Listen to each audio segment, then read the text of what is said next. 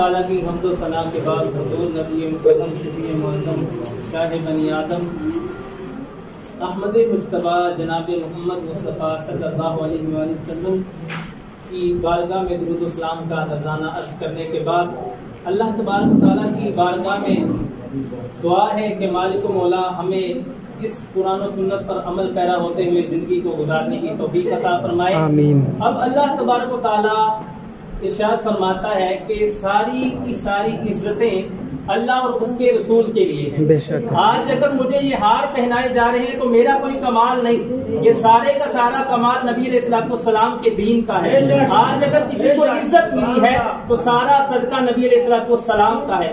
आज अगर किसी के गले में हार डाले जा रहे हैं या किसी की शान शौकत को बयान किया जा रहा है, आपके दीन की वजह से रब्बुल जलाल मुझ निकम्मे को भी इज्जतों के ताज अता फरमा रहा है। क्योंकि अल्लाह तबारक व तआला तो फरमाता है कि इज्जतें अल्लाह और उसके रसूल के लिए हैं। अरे हर इज्जत, हर हकीकी इज्जत तो अल्लाह के लिए थी, अल्लाह के रसूल के लिए थी। हमें जो भी मिला अल्लाह तबारक व तआला की तरफ से मिला, नबी अलैहिस्सलाम के सदक़े में मिला। तो शायर ने क्या खूब कहा कि जब तक बिके न थे कोई पूछता न था, सरकार आपने खरीद कर अनमोल कर दिया। जब बिके न थे कोई पूछता न था, कोई निकम्मे को पूछता न था, सरकार आपने खरीद कर मुझे अनमोल कर दिया।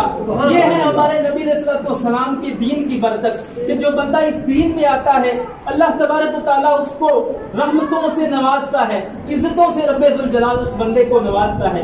देखिए जो बंदा अल्लाह तबारक व तआला की राह में निकलता है तो नबी अलैहिस्सलाम इरशाद क्या फरमाते हैं कि जो बंदा अल्लाह की राह में निकलता है, इल्मे दीन को हासिल करने के लिए निकलता है तो होता क्या है, जाता तो वो मदरसे में है, जाता तो वो किसी मस्जिद में है, लेकिन उसके नीचे प्रोटोकॉल देखे कैसा है कि आज बंदे चाहते हैं मुझे प्रोटोकॉल मिल जाए, MP आ जाए, MNA आ जाए, लेकिन कुर्बान जाऊं उस बंदे पर कि रब्बुल जलाल जो तालिबे इल्म कुरान पाक की तालीम हासिल करने के लिए मस्जिद में जाता है तो प्रोटोकॉल कहीं दुनिया वाले नहीं आते, रब्बुल जलाल फरिश्तों को भेजता है और कहता है फरिश्तों इस बच्चे के पांव के नीचे अपने परों को बिछा दो, ये मेरे दीन के लिए जा रहा है, ये नबी अलैहिस्सलाम के दीन के लिए जा रहा है। ये है जो बंदा अल्लाह तबारक व तआला के दीन के लिए निकलता है। आगे फरमाया कि जो बंदा अल्लाह तबारक व तआला के दीन के लिए निकलता है, जाता तो वो मदरसा में है लेकिन अल्लाह तबारक व तआला उसके लिए जन्नत का रास्ता आसान कर देता है। उसको जन्नत का रास्ता किस तरह आसान कर देता है?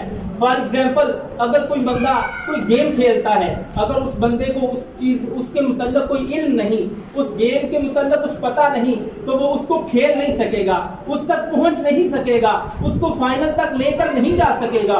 लेकिन अगर बंदा उसके बारे में पढ़ेगा लिखेगा तो फिर बंदा सक्सेसफुल हो सकता है। ये भी इसी तरह मामला है कि जब बंदे को पता चलेगा कि ये मेरे लिए हलाल है, ये मेरे लिए हराम है, मैंने पाक इस तरह होना है, मैंने अपने विरसे को तकसीम इस तरह करना है, मैंने अपनी दुनिया में जीना इस तरह है कि मेरी माँ के कदमों के नीचे जन्नत है, मेरा बाप जन्नत का दरवाजा है।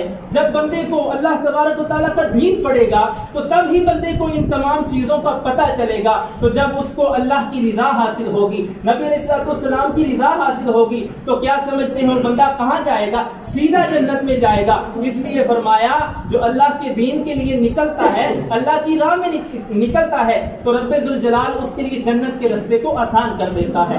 ये है नबी अलैहिस्सलाम की दीन की बरकत कि रब्बुल जलाल के दीन की बरकत ये है कि अल्लाह तबारक व तआला उसके लिए जन्नत का रास्ता आसान कर देता है। और आगे सुनिए हदीस पाक है कि आजकल हम चाहते हैं, मैं चाहता हूं, आप चाहते हैं, किसी बड़े शख्स से मिलते हैं कि यार मेरे लिए दुआ करना, मौलाना हमारे लिए दुआ करना, सूफी साहब हमारे लिए दुआ करना, पीर साहब हमारे लिए दुआ करना कि अल्लाह तबारक व तआला मेरा खात्मा बिल ईमान फरमाए, अल्लाह तबारक व तआला मुझे बख्श दे।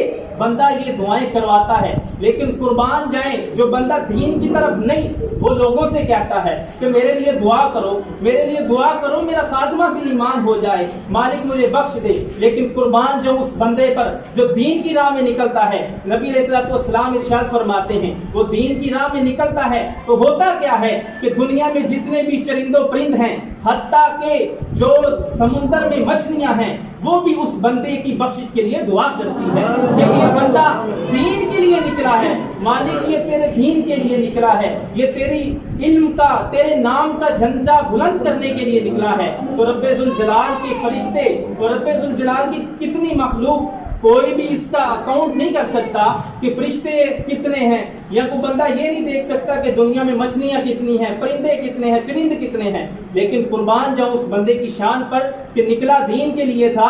रब्बुल जलाल ने तमाम मखलूक को फरमा दिया कि तुम इसके लिए दुआ करो। अब साहब आगे सुनिए हदीस पाक कि नबी अलैहिस्सलाम इरशाद फरमाते हैं कि एक आलिम की शान आबिद के ऊपर जो इबादत करता है उसके ऊपर कितनी ज्यादा है, इन दोनों की शान में डिफरेंस कितना ज्यादा है। फरमाते हैं कि आलिम बंदा आबिद के ऊपर इस तरह है कि जिस तरह एक 14वीं का चांद है और दूसरी तरफ सितारे हैं। सितारे वो आबिद है लेकिन 14वीं का चांद वो आलिम है। तो जो दीन के लिए निकला है उसकी मिसाल ये बयान करते हैं कि तारा तो सिर्फ होता है कि थोड़ी सी रोशनी देता है, लेकिन चांद 14वीं का चांद ये होता है कि जो सारी दुनिया को अपनी रोशनी मुहैया करता है और उसका एक अलग मुकाम होता है। फरमाया जो बंदा इल्म हासिल करता है उस आबिद के ऊपर उसकी इस तरह फजीलत है जिस तरह 14वीं के चांद को तारों पर फजीलत है। ये है नबी अलैहिस्सलाम के दीन की बरकत। बंदे का कोई कमाल नहीं, सारे का सारा कमाल नबी अलैहिस्सलाम के दीन का है। यही वो विरासत है।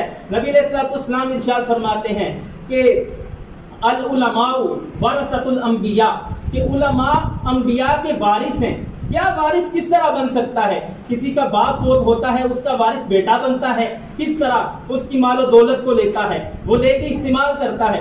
लेकिन अंबिया तो मालो दौलत छोड़ के नहीं जाते, फिर किस चीज का वारिस बनता है? फरमाया वो इल्म है कि जिसका वारिस अंबिया के वारिस जो उलमा बनते हैं वो इल्म है कि रब्बुल जलाल ने उलमा को ऐसी शान बख्शी है कि वो अंबिया के वारिस बनकर आए हैं। कि नबी अलैहिस्सलाम तो अपने दीन का वो सारा मामला देखकर चले गए, अंबिया का सिलसिला खत्म हो गया। अब उसके बाद सिलसिला तो उलमा का था। अब रब्बुल जलाल ने वो ड्यूटी उलमा को अता फरमाई। अब उलमा क्या करते हैं कि वो विरासत को लोगों में बांटते। बात इसी चीज पर खत्म हो रही है कि जब तक बिके न थे कोई पूछता न था, सरकार आपने खरीद कर